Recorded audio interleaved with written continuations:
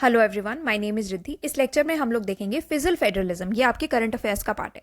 Physical federalism क्या होता है? सिंपल भाषा में जो आपके गवर्नमेंट्स के अलग अलग लेवल हैं, जैसे मान लो एक स्टेट गवर्नमेंट होती है और एक यूनियन गवर्नमेंट होती है, तो इन दोनों के बीच में जो पैसे का लेन देन होता है उसे हम कहते हैं फिजिकल फेडरलिज्म।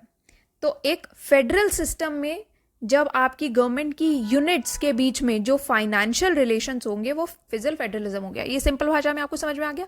अब इसमें क्या होता है? टैक्सेशन आता है कि किसके पास ये पावर जाएगी कि वो ये डिसाइड कर पाए कि किस पर कितना टैक्स लगना चाहिए, कौन सी चीज़ पर इतना टैक्स लगना चाहिए। फिर एक्सपेंडिचर कितना होना चाहिए। मान लो आपको पब्लिक एक्सपेंडिचर ही डिसाइड करना है कि पब्लिक के ऊपर आपको कितना खर्चा करना है, तो उसकी पावर्स किसके पास होंगी ये सब चीज़ें डिसाइड करने की। तो उसको कहते हैं फिजिकल फेडरलिज्म। के अगर एक स्टेट है, वो स्टेट कहती है कि मुझे तो 100 रुपये चाहिए क्योंकि मेरे स्टेट में ये काम मुझे कराने हैं, ये पार्क वगैरह बनवाने हैं, एक हॉस्पिटल बनवाना है, इसलिए मुझे 100 रुपये चाहिए। अब दूसरी स्टेट कहती है कि मुझे चाहिए 200 रुपये चाहिए, ठीक है, क्योंकि मुझे यहाँ पर पार्क्स बनवाने हैं और मुझे यहाँ पर स्कूल बनवाने हैं, ठीक है। अब यहाँ पर किसके पास ये पावर होनी चाहिए? मान लो एक यूनियन है, किसके पास होनी चाहिए ये पावर जो ये डिसाइड कर ले कि कौन सी स्टेट को कितना पैसा देना है। अगर यहाँ पर पैसा मौजूद ही 150 रुपये है तो कैसे डिसाइड होगा कि किसको कितना पैसा जाएगा? तो यहाँ पर ये लोग डिसाइड कर सकते हैं। तो ये सारी जो पावर होती है, लेन देन, किसको किसका कितना देना है, कैसे डिसाइड होगा, वो सब फिजिकल फेडरलिज्म में आता है।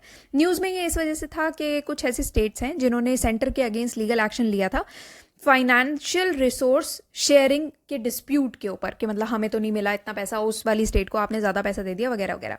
तो तमिलनाडु, केरला, कर्नाटका गवर्नमेंट्स हैं जिन्होंने सेंटर के अगेंस्ट ये केस फाइल किया है फाइनेंशियल रिसोर्सेज को लेकर।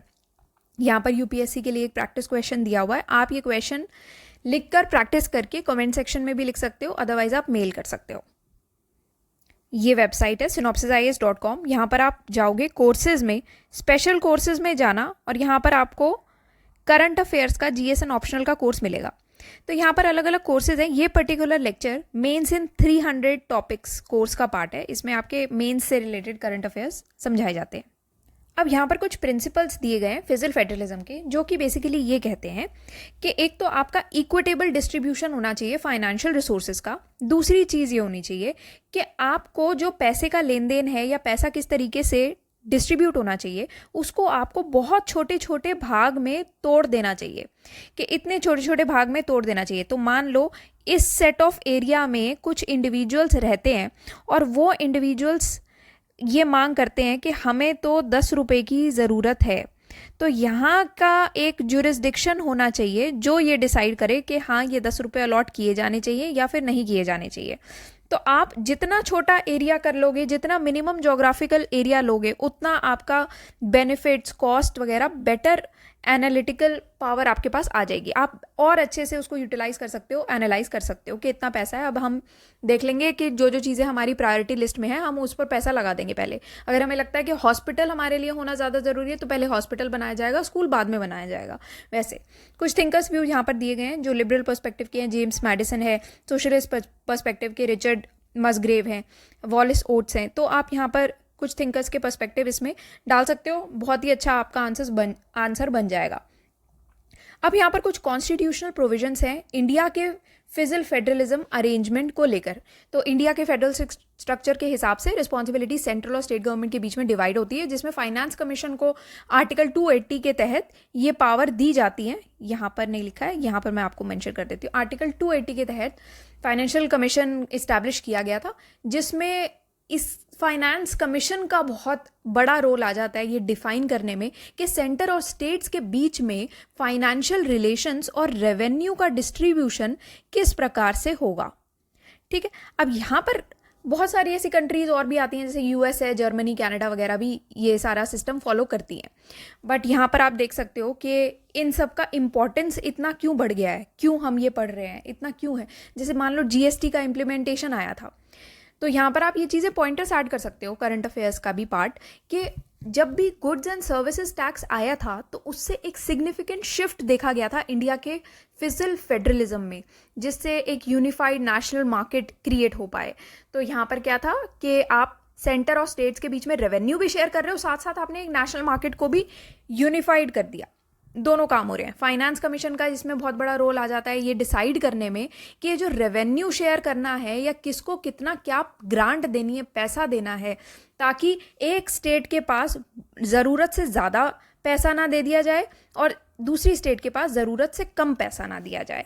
तो इक्विटेबल डिस्ट्रीब्यूशन ऐसे किया जाएगा कि किसको कितनी कैसे ज़रूरत है, वो फाइनेंस कमीशन उस हिसाब से काम कर सकती है। कोविड-19 में एक क्राइसिस आ गया था, उस क्राइसिस में आपको फिजिकल फेडरलिज्म किस तरीके से करना चाहिए था, उसकी इंपॉर्टेंस उस टाइम पर बहुत अच्छे से निकल करके आई थी। अब यहाँ पर पहला है 7th शेड्यूल, जिसमें टैक्स को यूनियन और स्टेट्स के बेसिस पे डिवाइड किया जाता है, डिफाइन किया जाता है। यूनियन लिस्ट और स्टेट लिस्ट आते हैं आर्टिकल 246 में। डिस्ट्रीब्यूशन और रेवेन्यू कैसे किया जाता है, आर्टिकल 269 आपको ध्यान रखना है, जिसमें ये ऐसे टैक्सेस आते हैं जो कि सेंटर के द्वारा स्टेट्स को पूरी तरीके से असाइन किए जाते हैं। 269A जो जीएसटी वाला मैंने पॉइंट आपको बताया, जिसमें सेंटर और स्टेट के बीच में जीएसटी डिस्ट्रीब्यूशन हो जाता है। आर्टिकल 270 जिसमें टैक्सेस यूनियन और स्टेट्स के बीच में डिस्ट्रीब्यूट किए जाते हैं। ग्रांट्स एंड एड सेंटर से स्टेट्स को प्रोवाइड किए जाते हैं। आर्टिकल 275 के अंडर कुछ बोरोइंग्स हैं यहाँ पर, वो आप यहाँ पर देख सकते हो कि यूनियन गवर्नमेंट विद इन और आउटसाइड द कंट्री कैसे बोरो कर सकता है, ये आर्टिकल 292 में आता है। State government with in India कैसे बोरो कर सकता है, आर्टिकल 293 में आता है। और ऐसी स्टेट्स जो कि बेसिकली यूनियन से कर्जा लेती हैं तो उनसे परमिशन लेनी पड़ेगी और ज़्यादा बोरो करने के लिए। फाइनेंस कमीशन यहाँ पर आप देख सकते हैं आर्टिकल। अब है सोर्सेज क्या है स्टेट रेवेन्यू के, तो यहाँ पर सोर्सेज दिए गए हैं। ये पिक्चर को अगर आप वर्ड्स में भी अपने लिखना चाहते हो तो भी बहुत अच्छा रहेगा। तो यहाँ पर 3 तरीके से स्टेट के पास पैसा आता है। पहले तो उनका खुद का टैक्स रेवेन्यू होता है, तो जिसमें एक टैक्सेस के थ्रू पैसा आता है, एक नॉन टैक्स के थ्रू पैसा आता है, और एक कुछ जो यूनियन गवर्नमेंट बेसिकली सेंटर से ये ग्रांट्स मिलती हैं।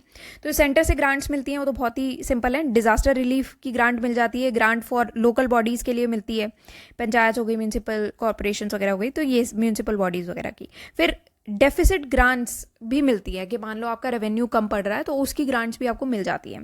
नॉन टैक्स रेवेन्यू में आता है कि जो डिविडेंड और प्रॉफिट आते हैं पीएसई से, और जो एडमिनिस्ट्रेटिव सर्विसेज के लिए फ़ी दी जाती है, वो है आपकी नॉन टैक्स रेवेन्यू आते हैं। अब इसमें कुछ टैक्स से जो पैसा आता है आपका, टैक्सेस से कौन कौन सा पैसा आता है, एक तो स्टेट ही अपनी चीज़ों पर टैक्स लगाती है, वहाँ से पैसा कमा लेती है, ठीक है, जिसमें आते हैं कि आपने जो भी कमाई की है आपकी स्टेट के अंदर, आपकी जो कमाई हो रही है उस पर टैक्स लगाया है। फिर प्रॉपर्टी, आपकी स्टेट के अंदर जो भी आप प्रॉपर्टी की खरीद रहे हो, बेच रहे हो, जो भी कर रहे हो, और कैपिटल की ट्रांजैक्शन हो रही है एक स्टेट के अंदर, उस पर जो टैक्स लगाया जाता है वो आ जाता है, उससे स्टेट पैसा कमाता है। दूसरा होता है कमोडिटीज़ और सर्विसेज जो चल रही हैं आपके स्टेट के अंदर, उस पर जो टैक्स लगाया जाता है वो आ जाता है। दूसरा होता है आपका ऐसी टैक्स जो कि सेंटर से आपको मिल रहे हैं, कि सेंटर से डेवल्यूट होके आ रही है, वो कुछ टैक्सेस होते हैं। तो ये अलग अलग तरीके के टैक्सेस हैं, आप ये देख सकते हो। अब कुछ इश्यूज़ हैं सेंटर स्टेट फाइनेंशियल रिलेशंस में, वो इश्यूज़ आप यहाँ से पढ़ सकते हैं।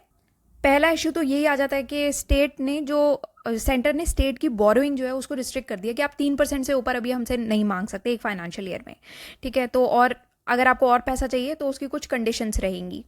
फिर दूसरी चीज़ ये आ जाती है कि अभी जीएसटी के बाद अभी स्टेट गवर्नमेंट पे थोड़ी सी रिस्ट्रिक्शंस हो गई हैं कि वो अपने टैक्सेस बढ़ा नहीं सकती है। फिर दूसरी चीज़ ये आती है कि आपकी जो union finance commission tax transfers हैं उसमें डिक्लाइन देखा गया है। स्टेट गवर्नमेंट की जो डेवलपमेंटल एक्सपेंडिचर हैं वो बढ़ गए हैं, कि स्टेट में इतनी ज़्यादा डेवलपमेंट्स होती जा रही हैं और वो हमारी जीडीपी के प्रपोर्शन में काफ़ी ज़्यादा बढ़ गई हैं, तो इस वजह से वो पैसे की कमी हमेशा से खलती रहती है। और सेस रेवेन्यू जो कि यूनियन गवर्नमेंट कलेक्ट करती है वो स्टेट के साथ शेयर नहीं हो रहा है। सेस रेवेन्यू बेसिकली ये होता है, सेस एक तरीके का टैक्स ही होता है जो कि आपके जो मिनिमम आपका बाकी सारे टैक्स हैं उसके सारे सेम नहीं होता, जैसे कि जीएसटी हो गया या इनकम टैक्स हो गया, उसके जैसा नहीं होता। जो आपकी जो मान लो अगर कोई भी ऐसी क्राइसिस आ गया या कुछ भी ऐसा अलग से स्टेट को एक्सपेंडिचर चाहिए या गवर्नमेंट को एक्सपेंडिचर चाहिए, तो उसके लिए बेसिक आपकी जो टैक्स लायबिलिटी होती है उसके ऊपर एक टैक्स लगाया जाता है जिसको सेस कहते हैं। ग्रांट्स एंड एड में डिक्लाइन देखा गया है और सेंट्रली स्पॉन्सर्ड स्कीम में शेयर इंक्रीज हो गया है, तो स्टेट को भी एक हायर फंड चाहिए, हायर प्रोपोर्शन ऑफ एक्सपेंडिचर के लिए फंड भी तो ज़्यादा चाहिए। क्योंकि अगर आपको स्कीम्स इंप्लीमेंट करनी है उसके लिए पैसा चाहिए। हॉरिजॉन्टल इम्बैलेंस देखा गया है, ठीक है, रेवेन्यू जनरेशन में और एक्सपेंडिचर में फ़र्क काफ़ी है, आप पैसा कम दे रहे हो और खर्चे ज़्यादा करवा रहे हो। ऑटोनॉमी की कमी आ रही है, स्टेट गवर्नमेंट फाइनेंशियल मैटर्स में उनका ऑटोनॉमी नहीं है। फिजिकल डेफिसिट देखा जाता है गवर्नमेंट और सेंट्रल और स्टेट गवर्नमेंट के बीच में, और इससे वही है जो केस हुआ है वो हुआ ही इसी वजह से है कि उनको लगता है कि फिजिकल डेफिसिट है। फ्रेगमेंटेशन देखा गया है क्योंकि फिजिकल फेडरलिज्म में एक फ्रेगमेंटेड नेचर में तो है ही, जिससे इनएफिशिएंसीज आती हैं, एफर्ट्स भी डुप्लीकेट होते रहते हैं रिसोर्स एलोकेशन एंड मैनेजमेंट में, क्लैरिटी नहीं है, इनएडिक्वेट रिसोर्स है, पॉलिटिकल इंटरफेरेंस बहुत ज़्यादा जाता है, तो पॉलिटिकल कंसिडरेशन से फाइनेंशियल डिसीजंस भी इन्फ्लुएंस हो सकते हैं, जिससे कि आप रिसोर्सेज का एलोकेशन में आप थोड़ा सा इनएफिशिएंसीज भी देख सकते हो सकता है कि किसी स्टेट को जो नेता ज़्यादा फेवर कर रहा है उसको ज़्यादा पैसा मिल जाए, बाकियों को कम मिल जाए। वे फॉरवर्ड में आप ये मेंशन कर सकते हो 16th फाइनेंस कमीशन का नेगोशिएशन देख सकते हो, ये आप मेंशन करना। कुछ ऐसे स्टेट स्पेसिफिक इश्यूज आ जाते हैं जैसे कि डेमोग्राफिक ट्रांजिशन हो गया, माइग्रेशन है, क्लाइमेट चेंज है, जिन इश्यूज को एड्रेस करने के लिए आपको कुछ स्पेसिफिक पर्पस ट्रांसफर करना ज़रूरी होता है, वो आप 16 फाइनेंस कमीशन में नेगोशिएट कर सकते हो।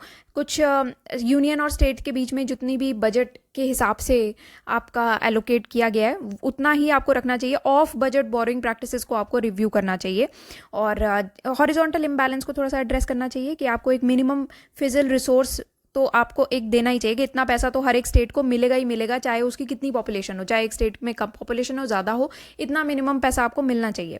तो ये सारी चीज़ें हैं जिसमें आपको ट्रांसपेरेंसी रखनी है, कैपेसिटी बिल्डिंग करनी है, और सेंटर और स्टेट्स दोनों में कुछ तो ऑटोनॉमी आपको देनी पड़ेगी। स्टेट्स को भी इतना इंडिपेंडेंट देना पड़ेगा कि वो अपने स्टेट के लिए खुद ही रिफॉर्म्स कर पाएँ, खुद ही पैसा लगा पाएँ। कोऑपरेटिव फेडरलिज्म होना चाहिए और पीरियोडिक रिव्यूज़ और इवैल्यूएशंस होने चाहिए फिजिकल अरेंजमेंट्स में, ताकि जो भी इंप्रूवमेंट की नीड है वो हो पाए।